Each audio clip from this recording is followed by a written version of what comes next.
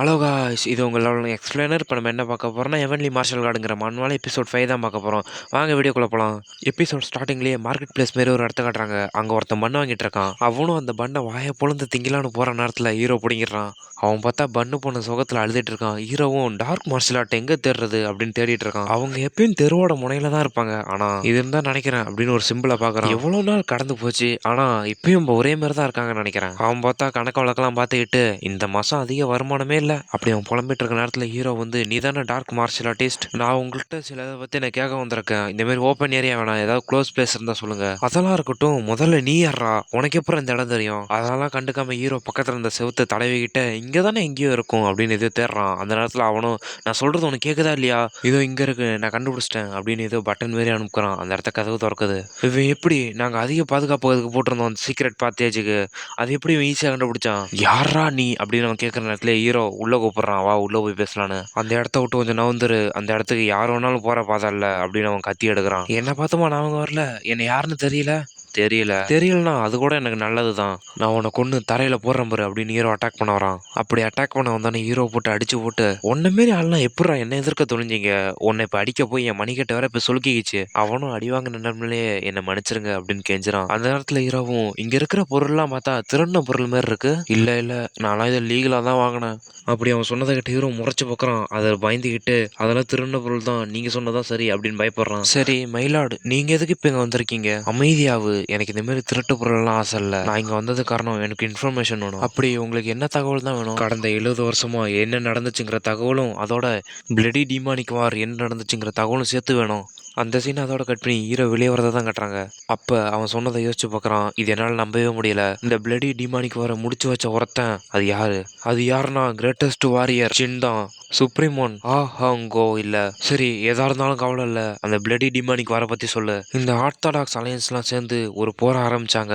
அந்த போர் ஒரு மாசத்துக்கிட்ட நின்றுச்சு. அப்புறம் கடைசியில எப்படியோ ஆர்த்தடாக்ஸ் தான் ஜெயிச்சாங்க.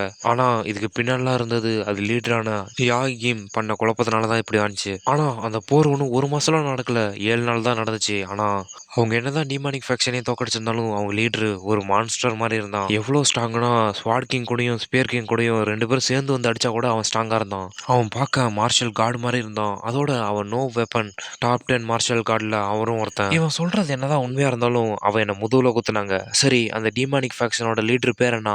Evenly demon. அவன் என்னதான் டிமானிக் லீடரா இருந்தாலும் அந்த டாப் 10 கிரேட் மார்ஷல் ஆர்டிஸ்ட் தான் அவங்க தலையை வெட்டினாங்க. அவனோட பேரு எவன்லி டீமன். ஹாஹோ யங் எவன்லி டீமன். என்ன ஒரு ஆபத்தான ஃப்ராக்ஷன் இப்படிப்பட்ட பண்ணியிருப்பாங்க. இது ஒன்றும் இல்லை கைஸ், நான் உங்களுக்கு சுருக்கமாக சொல்கிறேன் பாருங்க. ஃபர்ஸ்ட் எபிசோட் பார்த்தீங்கன்னா ஹீரோ துரோகம் பண்ணி குத்திருப்பாங்களே, அது கூட ஹீரோ ஹெல்ப் பண்ண நான் ஒரு போருக்கு. அந்த போரில் இவங்கள நல்லவங்க மாரி காட்டிவிட்டு ஹீரோ தான் அந்த எவன்லி டீமன் அப்படின்னு கெட்டவங்க மாரி காட்டுறாங்க. அதுதான் இப்போ சொல்லிட்டு இருக்காங்க, வேற ஒன்றும் இல்லை. அந்த 9 கிரேட் ஃபேக்ஷனும் அதோட அந்த ஒரு 5 கிரேட் ஃபேமிலியும் சேர்ந்துக்கிட்டு என் முதுகுல குத்திட்டு அந்த யாங் ஷோவோ ஹீரோ மாரி காட்டுறாங்களா? போய் என்ன அந்த டிமானிக் ஃபேக்ஷனில் ஒரு பார்ட் ஆக்கிட்டீங்களாடா. அதோட அந்த ஃபிஸ்ட் கிங்கும் ஸ்பியர் கிங்கும் 2 பேரும் என் கூட சண்டை வலிச்சுக்கிட்டு அவனும் பெரிய ஆள் மாரி காட்டிட்டானுங்களா? அவங்க என்ன அந்த கதையிலேட்டே தூக்கி ஒரு மாரி ஆக்கிட்டாங்களே. எப்படி ஹிஸ்ட்ரியே எப்படி இப்படி மேனிபுலேட் பண்ணாங்க? எனக்கு இதை பற்றி யோசிக்க யோசிக்க தலை தான் வலிக்குது. அதெல்லாம் விட்டுட்டு இப்போ எது முக்கியமோ அதை பற்றி மட்டும் யோசிப்போம். அதோட நாங்குன் ஃபேமிலி தான் வீக்கானவங்களா? ஆமாம், அந்த 5 பெரிய குடும்பத்தோட இந்த 9 பிரிவுகள் தான் இப்போ பெருசாக இருக்கு. அதுலேயும் முக்கியமாக நாங்குன் ஃபேமிலி தான் இருக்கிறதுலே வீக்கஸ்ட். ஸ்வாட் கிங் இருந்தப்ப நாங்குன் ஃபேமிலி தான் டாப்ல இருந்தது. அதெல்லாம் கடந்த காலம். அந்த ஸ்வாட் கிங் எப்போ இறந்தாரோ அப்பயே அவங்க வீழ்ச்சியை சந்திச்சாங்க. அதுலயும் இப்ப கடந்த 10 வருஷமா அவங்க 2வது பையனோட நோயை சரி பண்றதுக்காக நிறைய காசு செலவு பண்ணிட்டு இருக்காங்க. ஒரு ஃபேமிலி அழிய 3 வருஷம் தேவைன்னு சொன்னாங்க. ஆனா இப்போதைக்கு இந்த நாகுன் ஃபேமிலி ரொம்ப வீழ்ச்சியில தான் இருக்கு. நான் இந்த நாகுன் ஃபேமிலிக்கு வந்தப்ப எனக்கு ஏதோ பரிசு கிடைச்ச மாதிரி நினைச்சேன். ஆனா இப்ப எனக்கு ரொம்பவே கடுப்பா இருக்கு. மயிலாடு, நீங்க எங்க இருந்தீங்க? அமைதியாரு, என்ன நிறைய யோசிச்சுட்டு இருக்கேன், அதனால எனக்கு கொஞ்சம் தனியா விடு, இல்ல அமைதியாரு. அது இல்ல, உங்களை ஃபேமிலி அடி இப்ப சீக்கிரமா கூப்பிட்டாரு, இப்ப நீங்க போயே ஆகணும். என்னது மறுபடியுமா? அங்க பார்த்தா ஹீரோ அவங்க அப்பா அவங்க அண்ணன் அதோட ஹீரோ அண்ணன் ரைவல் இருந்தாங்களே, அவனும் அவங்க அப்பாவும் நிக்கிறாங்க. சரி எங்க அப்பா பக்கத்துல நிக்க அவன் யாரு? எங்க அண்ணனை தான் நாங்கும் ரியான்னு கூப்பிடுவாங்கன்னு நினைக்கிறேன். இவன் யாரா இருப்பான்? பக்கத்துல நிக்கிறான் வேற என்ன முறைச்சு பார்த்துட்டு இருக்கான். உன்னை இங்க கூப்பிட்டதுக்கான காரணம் உன்கிட்ட ஒரு கொஸ்டின் கேட்கணும். அப்படி என்ன கொஸ்டின் நீங்க கேட்க போறீங்க? அந்த நேரத்துல குறுக்க வந்த அவனும், நீ தானே ஷோவை அடிச்ச, அப்படின்னு கேட்குறான். ஷோவா? ஷோனா யாரு சொல்லு, நீ ஏன் எந்த பதிலும் இப்போ சொல்ல மாட்ற? அந்த நேரத்தில் ஹீரோ அவங்க அப்பாவும் கிம் அமைதியா இருங்க, அவன் என்ன சொல்றான் நம்ம கேட்போம். அதுக்கு அவனும் இவன் மூடி மறைக்க பார்க்குறான், இவனை நம்பாதீங்க, இவன் போய் தான் சொல்லுவான். ஓ, அப்போ அவன் இவனோட பையனா? எங்க அப்பா இவனை கூப்பிட்டதை வச்சு பார்த்தா எனக்கு தெரிஞ்ச அவன் என் கசினா இருப்பான்னு நினைக்கிறேன். அவன் அப்படி இருக்கிறத பார்த்தும் உங்களால எப்படி சிரிக்க முடியுது அப்படின்னு அவன் காட்டுறாங்க. அவன் பார்த்தா உடம்பு ஃபுல்லா பேண்டேஜ் சுத்தி வச்சிருக்காங்க. அவனை பார்த்தா அவ்வளோ சீரியஸா ஒன்றும் தெரியலையே. அதோட இவன் உயிரோட தானே இருக்கான். சொல்றா, ஹீரோ தானே உன்னை இப்படி பண்ணா? எஸ் ஃபாதர், ஹீரோ தான் என்ன இப்படி பண்ணான். அவன் சொன்னதை கேட்டிங்களா? அவன் சொன்னதை கேட்டதுக்கப்புறம் இங்கே பேசுறதுக்கு எந்த அவசியமும் இல்லை. ஹீரோ, உண்மையிலே நீ தான் ஷோவோட கையும் காலையும் உடச்சியா? இல்லை, நான் அதை பண்ணல. இல்லை, அவன் போய் சொல்கிறான், அவன் தான் என்ன இப்படி பண்ணுனான். ஃபாதர், நான் சத்தியம் கூட பண்ணுறேன், என் கசின் மேலே என் ஃபிங்கர் கூட படல. ஹீரோலாம் அவனுக்கு போய் சொல்ல மாட்டான். எனக்கு தெரிஞ்சு அவன் ட்ரைனிங்கில் அடிபட்டிருக்கோன்னு நினைக்கிறேன். ஃபேமிலி ஹெட், அப்போ ஷோ போய் சொல்கிறான்னு சொல்கிறீங்களா? நீங்களே கொஞ்சம் நல்லா யோசிச்சு பாருங்க. இவன் மற்றவங்களோட ரொம்ப வீக்கானவன், இவன் போய் ஷோ மாரி மார்ஷல் ஆர்ட் அடிச்சானா? அதோட இப்போதான் ஏதோ கொஞ்சம் ஏஞ்சி நிற்கிறான். இவன் எப்படி அடிச்சிருப்பான்? ஒருவேளை இவன் மார்ஷியல் ஆர்டிஸ்ட் கூட கற்றுருந்துருக்கலாம். அவன் உடம்பு கொஞ்சம் தேறிய 1 மாதம் தான் ஆகுது. அவன் அப்படியே மார்ஷியல் ஆர்ட்டே கற்றுருந்தாலும் அவன் ஷோவுக்கு மேட்சாக இருந்திருப்பானா? அதை நீ தானே பண்ண அப்படிங்கிறான். அவனும் இல்லைன்னு தலையாட்டுறான். நான் என் தம்பியை நம்புகிறேன் அப்படின்னு இவன் கத்தி எடுத்துட்டு சண்டை போட ரெடி ஆகிறான். அவன் கொஞ்சம் மெச்சூராக இருக்கலாம், அப்புறம் அவன் விரும்பினதெல்லாம் பண்ணலாம், ஆனால் அவன் போய் சொல்ல மாட்டான். அதே தான் நானும் சொல்கிறேன், என் தம்பியும் போய் சொல்ல மாட்டான் அப்படின்னு ஹீரோ அவங்க அண்ணனும் வரான். 2 பேரும் சண்டை போட ரெடி ஆகிறாங்க. இப்போ இது மிடில் ஸ்டேஜில் இருக்குது. இவங்க 2 பேரும் சண்டை போட்டா யார் ஜெயிப்பான்னு பார்க்க எனக்கு ரொம்ப ஆர்வமாக இருக்குது. அந்த நேரத்தில் இவரும் வாயம் போடுங்கடா அப்படின்னு கத்துறாரு. ஃபேமிலி ஹெட் இருக்கும்போதே இப்படி பிரச்சனை பண்ணுறீங்களா?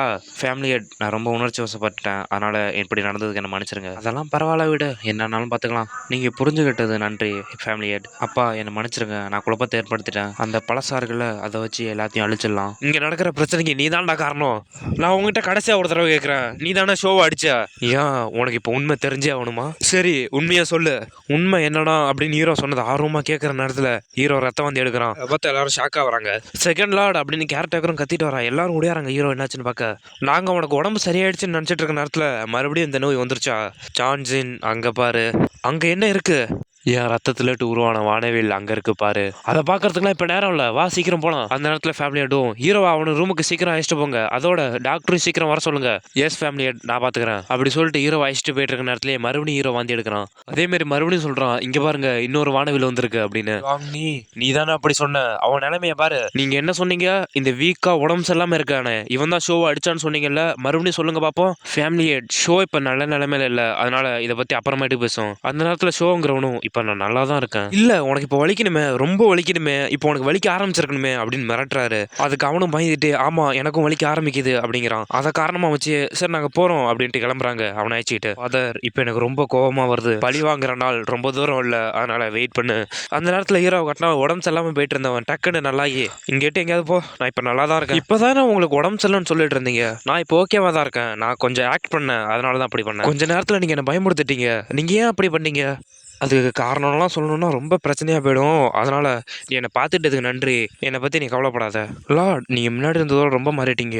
1 மாதத்துக்கு முன்னாடி உங்களுக்கு ஹை ஃபீவர் வந்தது, அதனாலயா இருக்குமோ? மாதிரி முட்டாள் மாரி பேசாமல் போய் எனக்கு ஒரு கத்தி எடுத்துருவா. என்னது, உங்களுக்கு கத்தி வேணுமா?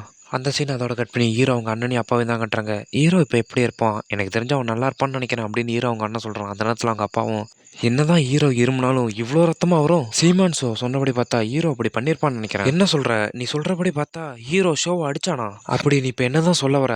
அது சொல்கிறது ரொம்ப கஷ்டம். ஷோவுக்கு எதிராக சண்டை போட்டு அவன் ஜெயிக்கிறதுக்கு அவ்வளோ ஈஸியாலாம் இருந்திருக்காது. ஏன்னா அவனுக்கு மார்ஷல் ஆர்ட் கற்றுக்க கொஞ்ச நாள் தான் இருந்தது, அதோட அவன் பாடி வேற அப்படி இருக்கு. அப்படியே யாமின் சொல்கிறது உண்மையாக இருந்தால் ஹீரோ ஒரு ஜீனியஸாக தான் இருப்பான். அவர் சொல்கிறது உண்மைன்னு தான் நானும் நம்புறேன். எனக்கும் அதே மாதிரி ஃபீலிங் தான் இருந்தது. அந்த சீன் அதோட கட் பண்ணி ஹீரோ தான் கட்டுறாங்க. இங்கே யாரும் என்ன பார்க்க மாட்டாங்க அப்படி சொல்லிட்டு ஏதோ காட்டுக்குள்ள ஹீரோ போகிறான். இந்த பேண்டை போட்டுக்கிட்டா என் மணிக்கட்டு பாதுகாப்பாக இருக்கும்னு நினைக்கிறேன். நல்ல வேலை இதை எடுத்துகிட்டு வந்தேன், இது என் மணிக்கட்டை பாதுகாத்துக்கும். சரி, இதை ட்ரை பண்ணி பார்ப்போம் அப்படின்னு கத்தியை சுற்றுறான். இது கொஞ்சம் ஹெவியாக தான் இருக்குது. இந்நேரம் என் மணிக்கட்டில் பேண்டேஜ் சுற்றலைன்னா ரொம்ப நேரம் ட்ரெயின் பண்ணியிருக்க வைக்காது. இப்போ இருக்கிற நிலைமையை வச்சு பார்த்தா அவங்க 2 பேர்த்துல என்னாட்டி ஒருத்தரை கூட டிஃபீட் பண்ண வைக்காது. அவங்களாம் ஜெயிக்க எந்த ஒரு டெக்னிக்கும் இந்த மாதிரி லோலி மார்ஷியல் ஆர்ட்லாம் யூஸ் பண்ணக்கூடாது.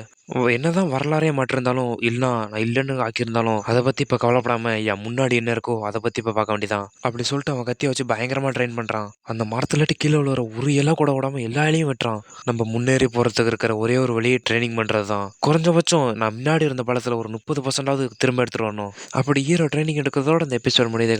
சாரி காய்ஸ், வீடியோ வரல, ஏன்னா காலேஜ் போகிற வேலை அப்படி இப்படின்னு வேலை வந்துகிட்டே இருக்குது. நானும் முடிஞ்ச அளவு ரெகுலராக வீடியோ போட பார்க்குறேன். நீங்கள் முடிஞ்ச அளவு எனக்கு சப்போர்ட் பண்ணுங்கள், லைக் பண்ணுங்கள், ஷேர் பண்ணுங்கள், கமெண்ட் பண்ணுங்கள். எனக்கு அது பெரிய சப்போர்ட்டாக இருக்கும்.